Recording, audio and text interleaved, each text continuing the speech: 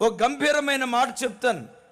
దేవునికి ఉన్నతమైన ప్రణాళికలు ఎవరి మీద ఉంటాయో వీడిని భవిష్యత్తులో ప్రపంచాన్ని తల్లకిందులు చేసే సేవకుడుగా వాడుకోవాలరా అని దేవుడు ఎవరిని అనుకుంటాడో వాడినే సైతానుగాడు గురి పెట్టుకొని వాడినే శోధించడం ప్రారంభిస్తాడు.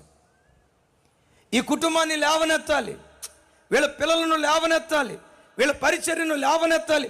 దేవుడు ఎవరి మీద గొప్ప ఉద్దేశాలు కలిగి ఉంటారో వారి జీవితాల్లోనే సాతాను గొప్ప శోధనలో అనుమతిస్తాడు.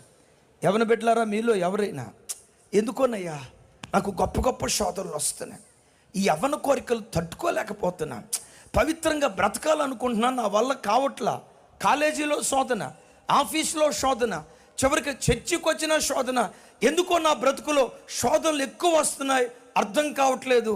మీలో ఎవరైనా అనుకుంటున్నారా? అయితే మీకు అర్థమయ్యేటట్టు చెప్తాను. నీకెందుకు శోధనలు ఎక్కువ వస్తున్నాయో తెలుసా? నీ మీద దేవునికి ఉన్న ప్రణాళికలు బహు గొప్పవి కనుక, బహు గొప్పవి కనుక. యాకోబు యొక్క 12 మంది కుమారుల్లో ఎవ్వరికి రాని శోధన యోసేపుకి వచ్చింది. యోసేపుకి ఎదురైన శోధనలు మామూలు శోధనలు కాదు. ఎందుకని శోధనలు వచ్చాయో తెలుసా? యోసేపు పట్ల దేవునికి ఉన్న ఉద్దేశం అంత గొప్పది కనుక. మీలో ఎవరైనా శోధించబడతా ఉంటే కలవరపడకండి.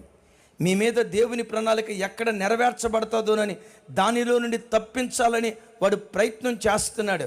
శోధనలో గెలిచావా నీ తల మీద దేవుడు కిరీటం పెడతాడు. ఇప్పుడు నాకు